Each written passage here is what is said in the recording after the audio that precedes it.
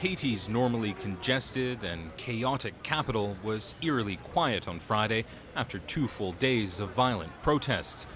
Protests which claimed the lives of at least 5 people. Markets were shut and many shops remained shuttered.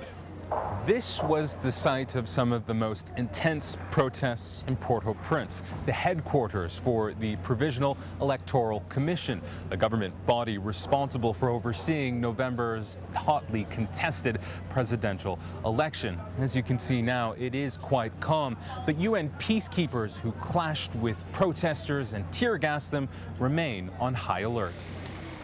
Caught up in the heated crossfire between peacekeepers and protesters was Alfred Guillaume.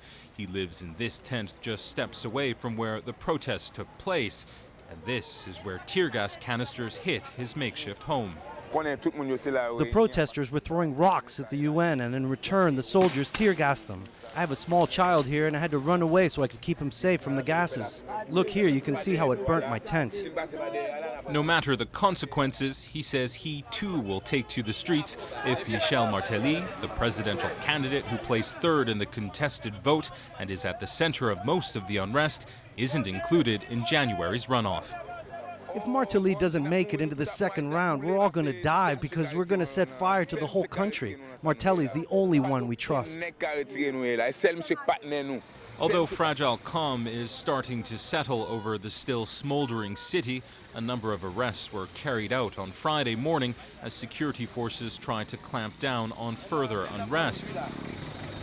Danelle George, an economist and political observer, says it never really mattered how the preliminary election results were to turn out.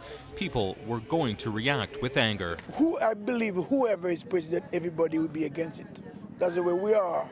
You know, whoever is president, everybody. If you put this president, tomorrow the people will be against him. That's the way we are. Officials from the Provisional Electoral Commission have ordered a rapid review of the vote. Although the new results have been promised soon, they haven't given any indication as to when that will be. Imtiaz Taib, Al Jazeera, Port-au-Prince, Haiti.